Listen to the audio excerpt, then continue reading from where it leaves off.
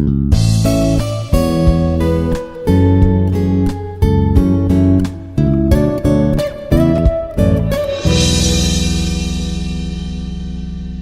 everyone, I am Mary Swarnalatha, working as Assistant Professor in the Department of Electronics and Communication Engineering. In today's lecture, we are going to discuss about the random vector, joint distribution function, properties of joint distribution function, and the marginal distribution function. Okay, first you'll see what is random variable, then you'll go for vector random variable.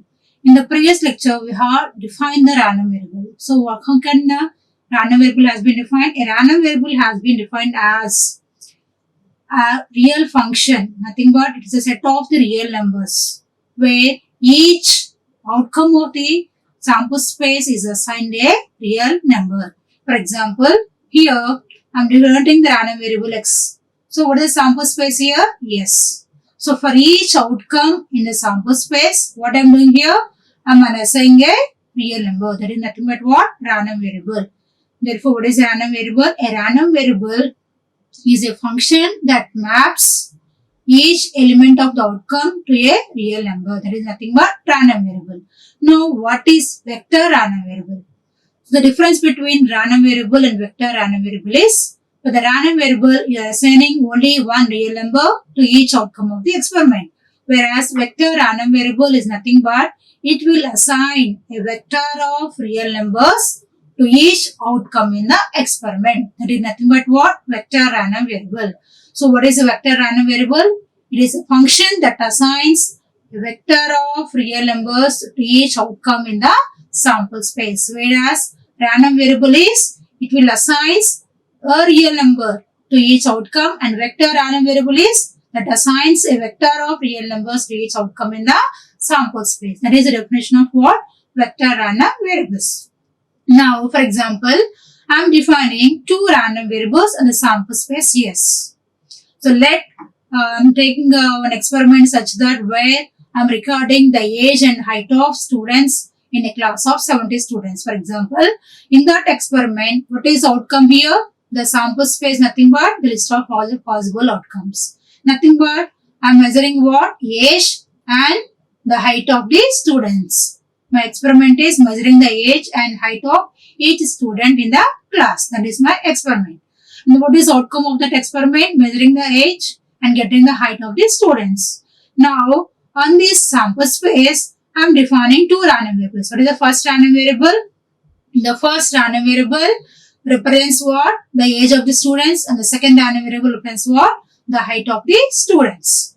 So, for this age, I am defining a random variable x. For measuring the height of the students, I am defining a random variable y. So, on this sample space, how many random variables I am defining? Two random variables, x and y. Now, what is a vector random variable? Since I am defining two random variables, it is called as what? Vector random variable. And for each outcome, for example, if I take the age, so in a class of 70 students, how many ages I am going to get? Student 1 age, student 2, 3 and so on, 70 students. So, I am getting the 70 ages respectively. So, this age consists of how many? It consists of what? A vector of real numbers. Nothing but a vector of ages of all the students. That is nothing but random variable x. Now, what is random variable y? The random variable y is assigning what? The real numbers to the height of all the students.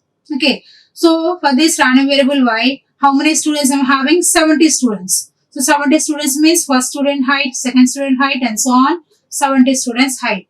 So, all these nothing but I am representing I am storing in a vector. So, this height of all the 70 students, I am storing in a vector of real numbers in the random variable y. So, like that, on a given sample space, I can define any number of random variables depending upon the situation. Now, if the number of students are n, then how many values I am going to get? x1, y1. What is x1 represents? Age of the first student. And what is y1 represents? Height of the first student. And what is x2 represents? Age of the second student. And y represents the height of the second student.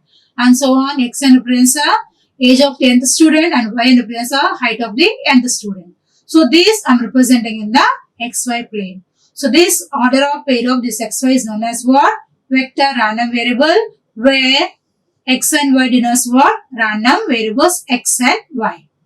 Now, the points of all these points x, y in the ranges of x is called as what? Joint sample space. So, what is the joint sample space? The joint sample space represents a plane of all the points of x, y. What is small x represents? A particular element in the random variable x.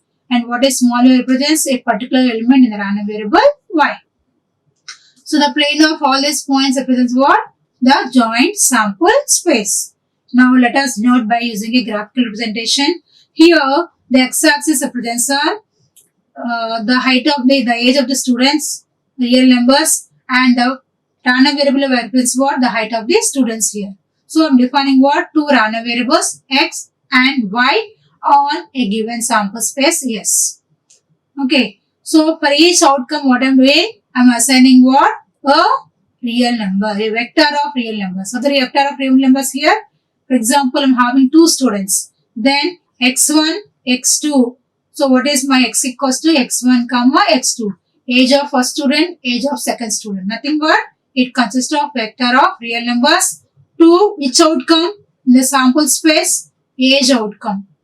So, age and height of the other outcomes of that experiment. For this age, what I am doing? I am assigning a vector of real numbers. Similarly, for height also, if I have two students, then my random variable consists of only two elements in my vector.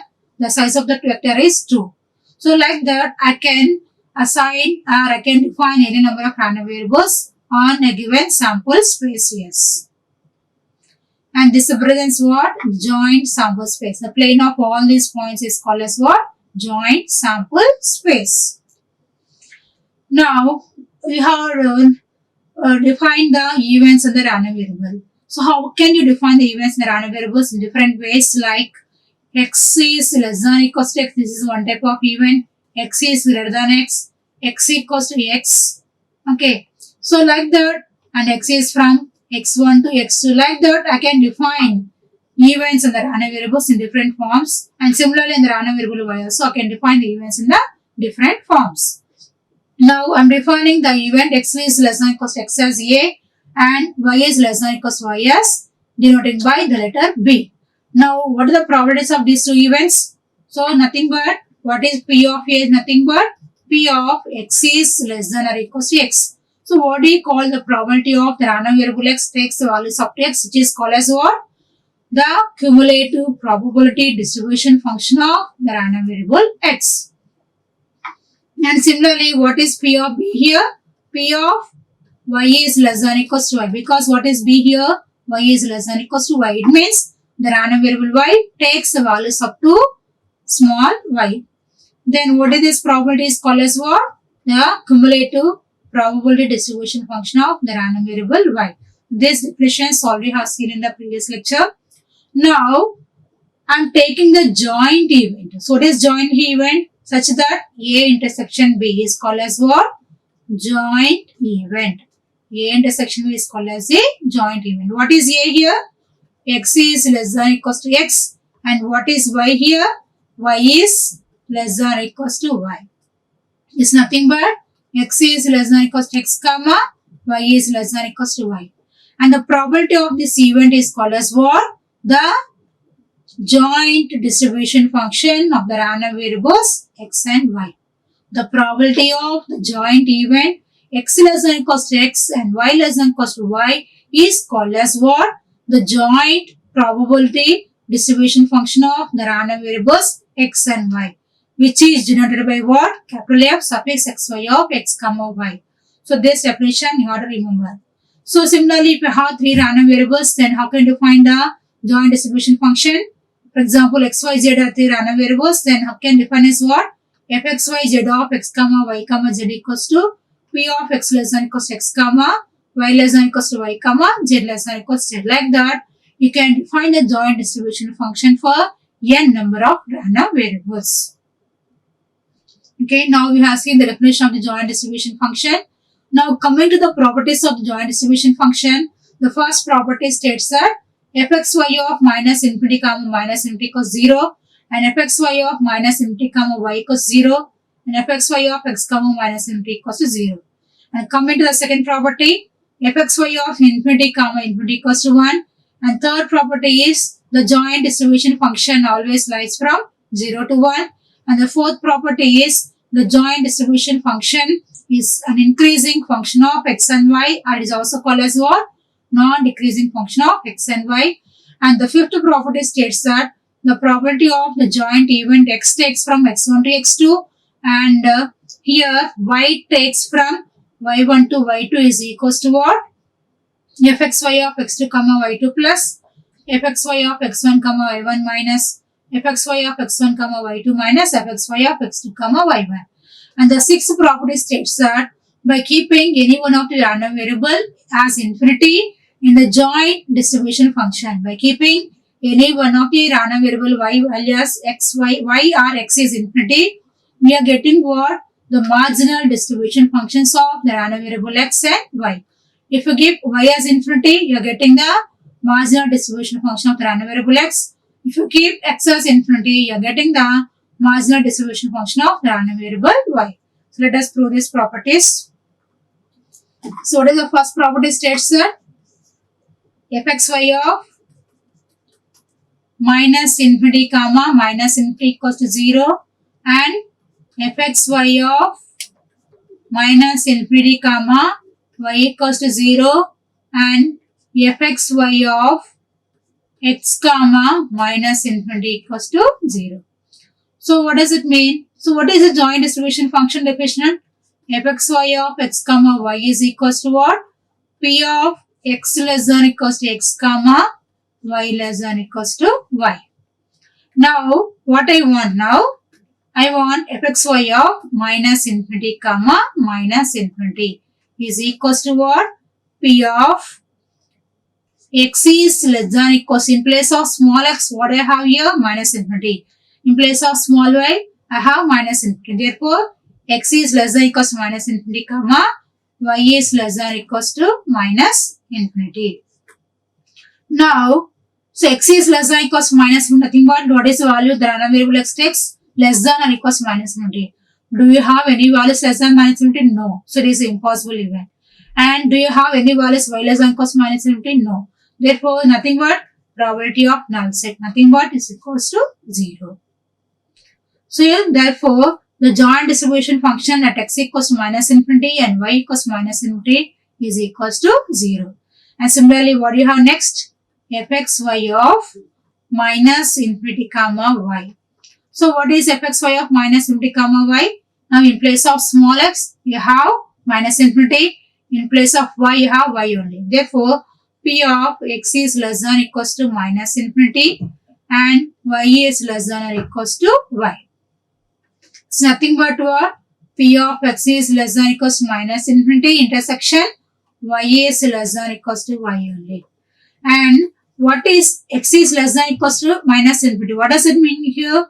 The random variable x is taking the values less than or equals to minus infinity. So you will not have any values less than or equals to minus infinity. Therefore, it is a impossible event, nothing but null set. So intersection y is less than or equals to y. Then what is the intersection of the null set with y less than or equals to y? Nothing but p of phi. What is the probability of null set is equals to 0. And similarly, fxy of x comma minus infinity.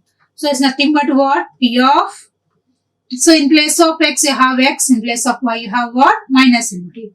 You just substitute in the formula, then P of x is less than equals to x comma y is less than or equals to minus infinity.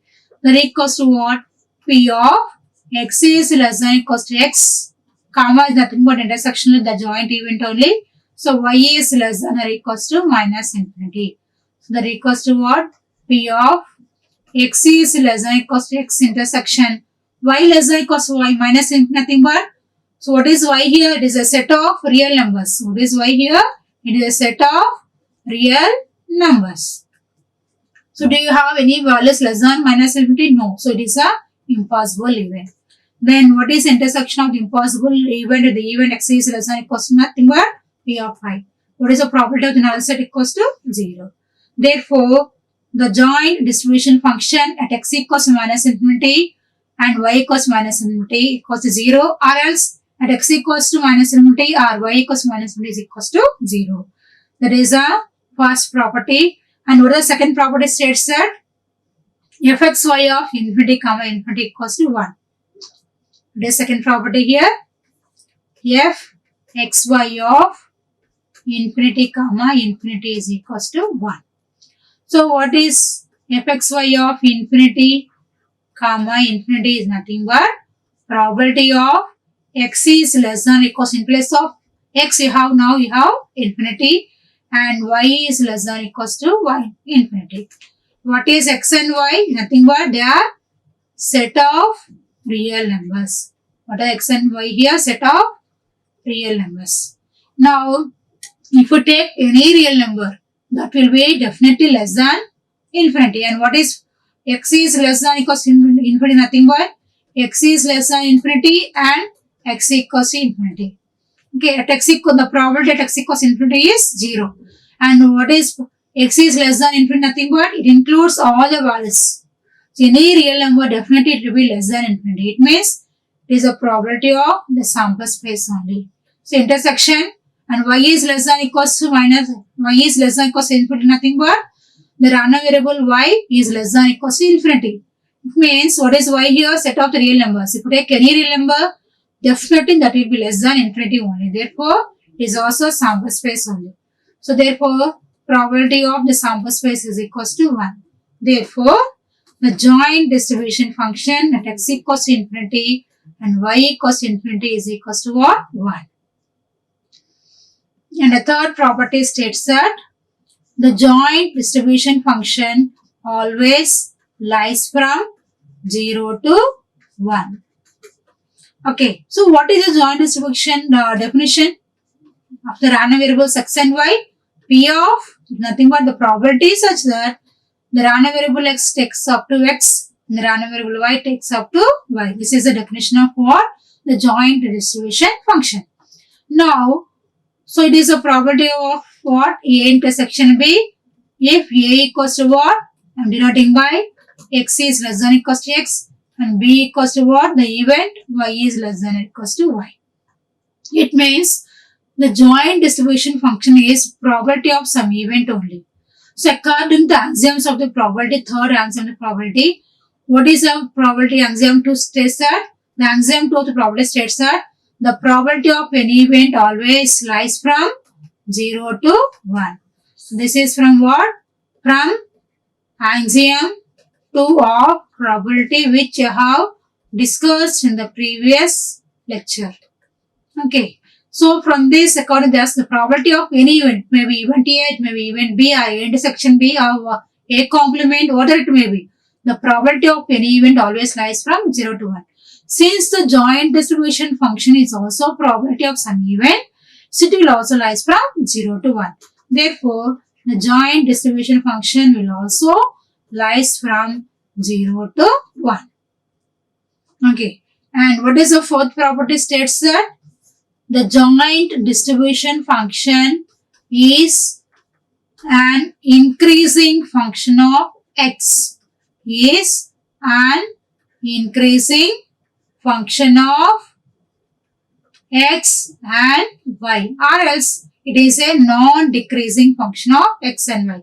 So what does it mean? For example, if x1 is less than x2 and y1 is less than y2, then fxy of x1 comma y1 is always less than or equals to what?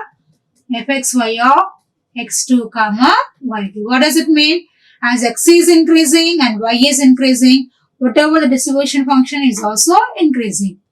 Therefore, you can say that the joint distribution function is an increasing function of x and y. And what is the fifth property states that? The fifth property states that the probability of the random variable x takes from x1 to x2 and the random variable y takes from y1 to y2 is equals to what? Fxy of x2 comma y2 plus fxy of x1 comma y1 minus fxy of x1 comma y2 minus fxy of x2 comma y1. So what is that probability? Theorem states that the probability is such that the random variable x takes from x1 to x2 and the random variable y takes the values from y1 to y2 is equal to fxy of x2 comma y2 plus fxy of x1 comma y1 minus fxy of x1 comma y2 minus fxy of x2 comma y1. And the sixth property states that the marginal distribution functions only. The sixth property says that the marginal distribution function. CDF is nothing but what here?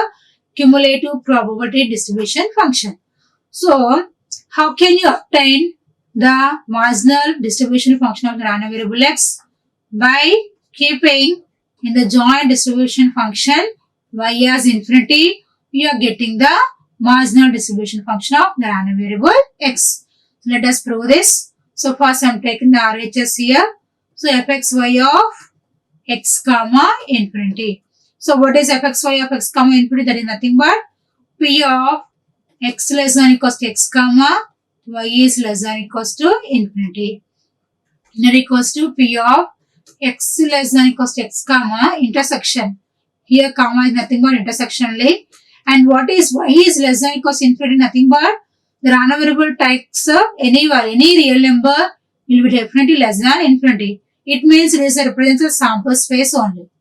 Okay. Then what is the intersection of the event x less than equals to x and the sample space yes is nothing but what? P of x less than equals to x only. So what is P of x less than equals to x? That is nothing but what? The distribution function of the random variable x. Therefore, the marginal distribution function of random variable x can be obtained by keeping the y value as infinity in the joint distribution function. And similarly, the marginal distribution function of y. How can you obtain? Fy of y is equals to fxy of infinity comma y. It means what you are doing? If you want the marginal distribution function of the random variable y, you have to keep x as infinity in the joint distribution function so that you are getting what?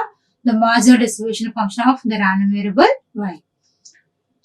And next, so we have seen the joint distribution function and then the properties of the joint distribution function. Now we are considering the random variables x and y are discrete random variables. So for example, x and y are two discrete random variables with the joint probability of p of x comma y. Now what is here x? The random variable x consists of how many values? Let us say n number of values. So what is it? Consists of x1, x2, x3 and so on xn. And what is the random variable y? It consists of n number of elements, that is nothing but y1, y2, y3 and so on yn. It means these two elements, these two random variables are which type? They are what? Discrete random variables because they are not continuous and they are finite. Therefore, these two are called as what? Discrete random variables of finite size. Now, the joint probability can be matrix which will show the probability of the events x comma y. So, what is P of x comma y represents what? It represents what? Joint probability matrix. Nothing but what? Joint probability matrix. Okay, now what is y? X1 consists of how many elements? X1, X2, X3 and so on Xn. And what is the random variable y? How many elements it is? So it consists of the random variable x consists of m number of elements and y consists of n number of elements. It means here it is taking up to m and y is taking up to m. Therefore, my x consists of how many number of elements? M number of elements. And what is my random variable y consists of how many elements here?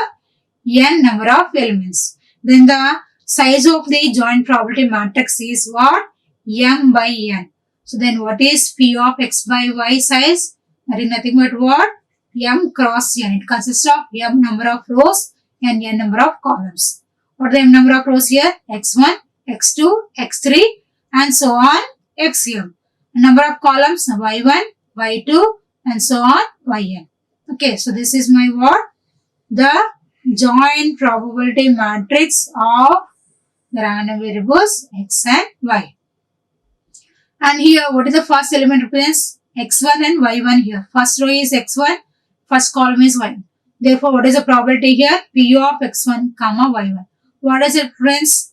P of x1 y1 comma y1 nothing but probability. So what is P of x1 comma y1 represents? It represents what?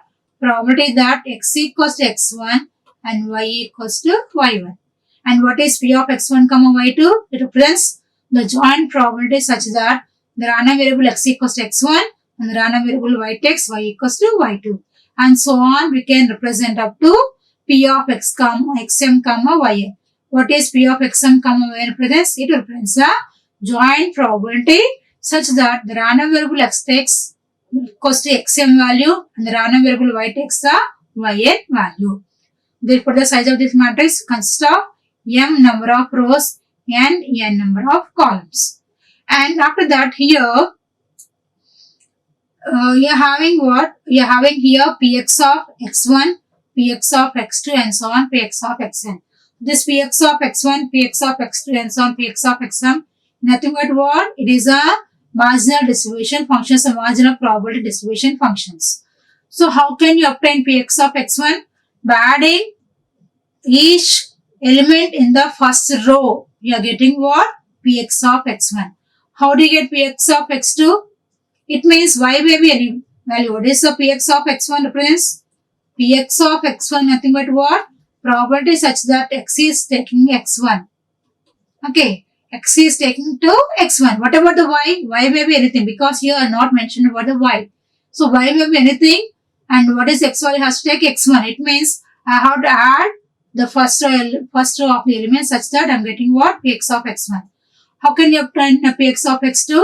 By adding all elements in the second row, I am getting what? Px of x2 and so on.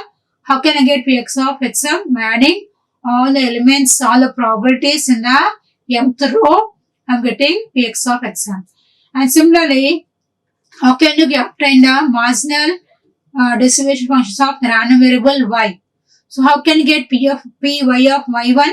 Nothing but what is py of y1 indicates probability that y equals to y1.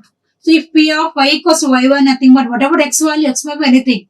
Therefore, x may be anything, that is nothing but I have to add the first column of the probabilities. I have to add all the probabilities in the first column such that I am getting py of y1. How can I get py of y2? By adding all the probabilities in the second column of the joint probability matrix, I am getting py of y2. And then if I add all these probabilities, what are you going to get? You are going to get 1. Because p of x is less than equals to infinity and y is less than equals to infinity equals to 1. Therefore, when you add all the probabilities in the joint probability matrix, you are getting as what? 1. So, today what you have seen, and moreover, you have written the joint. So, what is the joint distribution function for the discrete random variables? Current is what? fxy of x comma y is equals to what? Sigma I, sigma j, p of x equals to xi, comma y equals to yj into what? U of x minus xi into u of y minus yj. So, this is what? The joint distribution function for x and y are discrete random variables. So, if x and y are two discrete random variables, then what is joint distribution function? fxy of x comma y is equals to what? Sigma I, sigma j, p of x equals to xi, comma y equals yj into what? U of x minus xi into u of y minus yj. So, where what is u of x minus xi? So, it is nothing but it is unit step function that equals to 1 when x is greater than equals to xi and 0 when x is less than xi. And what is u of y minus yj? That is nothing but it is 1 when y is greater than equals to yj and 0 when y is less than yj. Therefore, the joint distribution function for discrete random variables can be represented by sigma I, sigma j, p of x equals to xi, comma, y equals to yj into u of x minus xi into u of y minus yj. And sum of all the probabilities in the joint probability matrix, sum of all these probabilities is equals to what? 1. And similarly, here, px of xi, how can you obtain? By adding each row, you are getting px of xi. How are you getting px of xi? By adding each row probabilities, you are getting px of xi. How are you obtaining py of yi? By adding all the probabilities in each column, you are getting what? Py of yi. So, we have discussed about the joint distribution function, properties of the joint distribution function, and then in the properties of the joint distribution function, we have discussed about the marginal distribution function. After that, we have gone for x and y are discrete random variables. For discrete random variables, we have seen how can you represent the joint distribution function. After that, we have seen the joint probability matrix. So, we have discussed the joint distribution function. Thank you. Like, share and subscribe. Hit the bell icon for more updates.